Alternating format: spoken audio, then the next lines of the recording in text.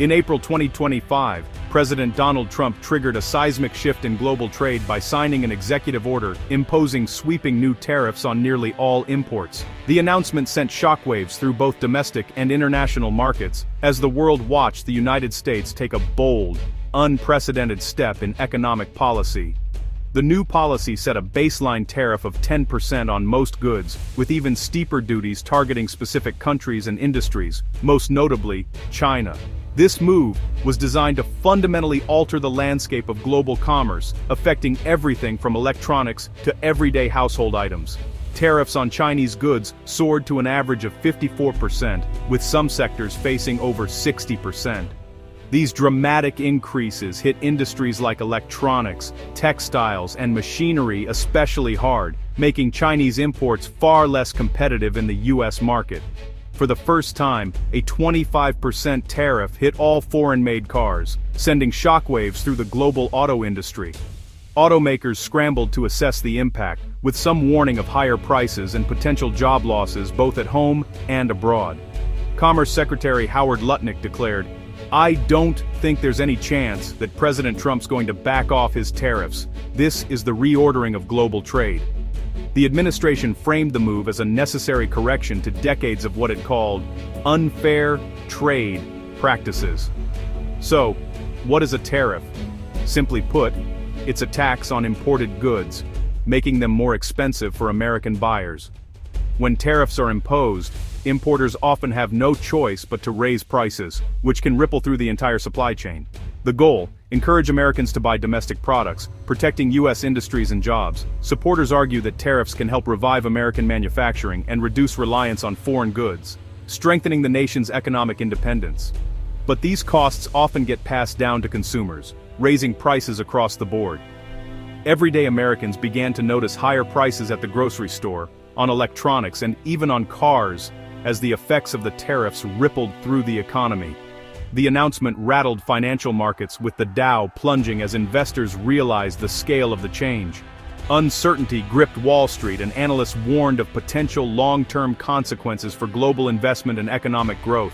President Trump insisted he'd been clear about his intentions, signaling these tariffs were here to stay.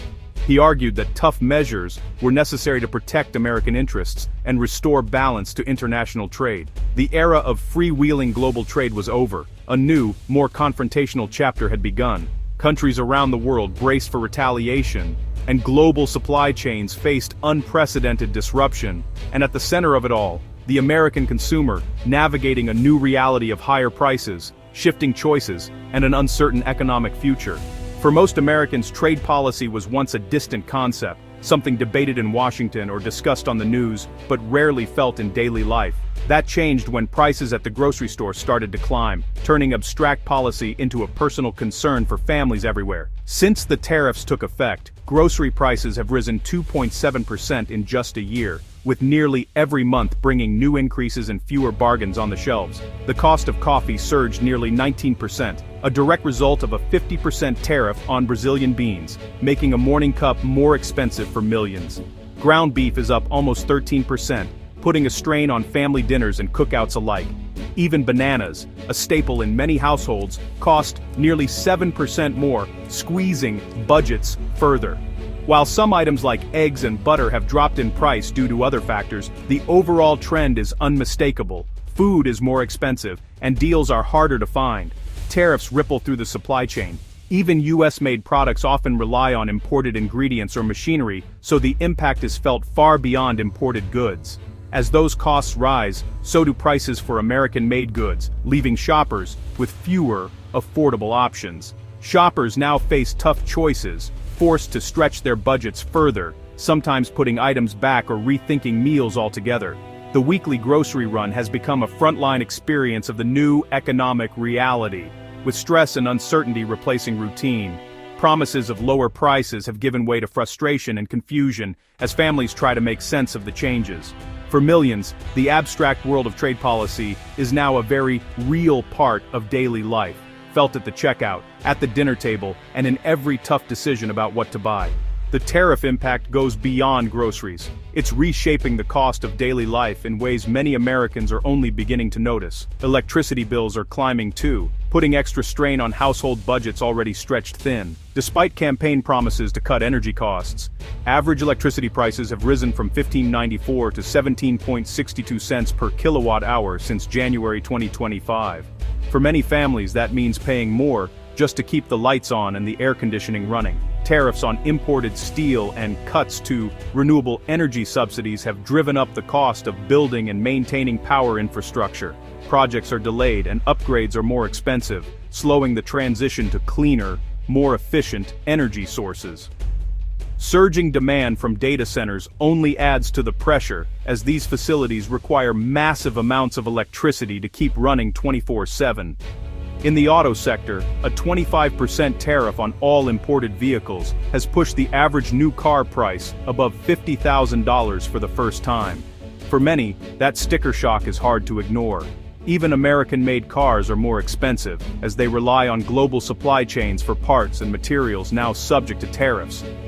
The cost of everything from steel frames to electronic components has gone up.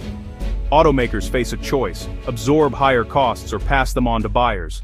Most are raising prices, and some are even cutting back on new models or features to keep costs down. For many, the dream of a new car is slipping out of reach, forcing families to hold on to older vehicles longer or settle for less. The tariffs have made both foreign and domestic vehicles pricier, shrinking options for buyers across the board. The result: higher monthly bills, from the garage to the living room, as families juggle rising costs for both transportation and electricity. The cost of protectionism is showing up everywhere, from the corner store to the car lot, and even in the monthly utility statement. And American families are footing the bill, feeling the squeeze as everyday essentials become harder to afford.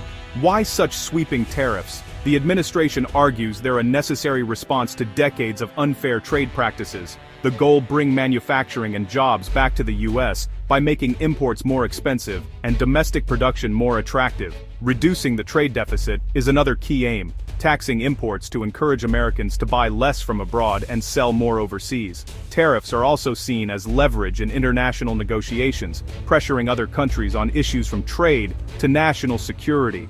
The policy is a direct response to China's aggressive push into high-tech manufacturing, which threatens U.S. industries. Supporters say these measures protect American jobs and future industries from predatory competition. Critics warn the costs may outweigh the benefits. How can a president impose such sweeping tariffs without Congress? The answer lies in powerful laws like the International Emergency Economic Powers Act. By declaring unfair trade a national emergency, President Trump bypassed Congress to enact tariffs. Other laws, like Section 301 of the Trade Act and Section 232 of the Trade Expansion Act, give the president broad authority to target unfair practices or threats to national security. These statutes allow the executive branch to define what counts as a threat, making them potent tools for reshaping trade policy. Congress, meanwhile, has shown little appetite to challenge this authority, with bipartisan support for a tougher stance on China. Some lawmakers even want to expand presidential power over trade. The result: the president has wide latitude to rewrite the rules of global commerce. America's trading partners haven't taken the new tariffs lightly. Allies like the EU, Japan, and South Korea have condemned the move, calling it a violation of global trade rules. Retaliation is already underway. Other countries are slapping tariffs on iconic American products, threatening U.S. jobs and exports. Some nations are negotiating for exemptions, but the risk of a full-blown trade war looms large. The World Trade Organization's authority is waning as the U.S. ignores its rulings and blocks its processes. The global trading system is fracturing, making long-term business planning riskier than ever. Uncertainty is the new normal for companies and consumers alike. The world economy is on edge. The future is uncertain. Most economists agree. As long as tariffs remain, prices will keep rising. The administration promises that onshoring will eventually lower costs, but that's a long-term gamble. In the meantime, American exporters face retaliation, risking jobs and economic pain, especially in agriculture and manufacturing. A global trade war could trigger recession and disrupt supply chains worldwide. The era of free trade is under threat, replaced by economic blocs and national self-interest. For now, Americans are paying more for everything from coffee to cars. President Trump's tariff strategy is a high-stakes bet with global consequences. The story is still unfolding, and its outcome will shape the lives of millions.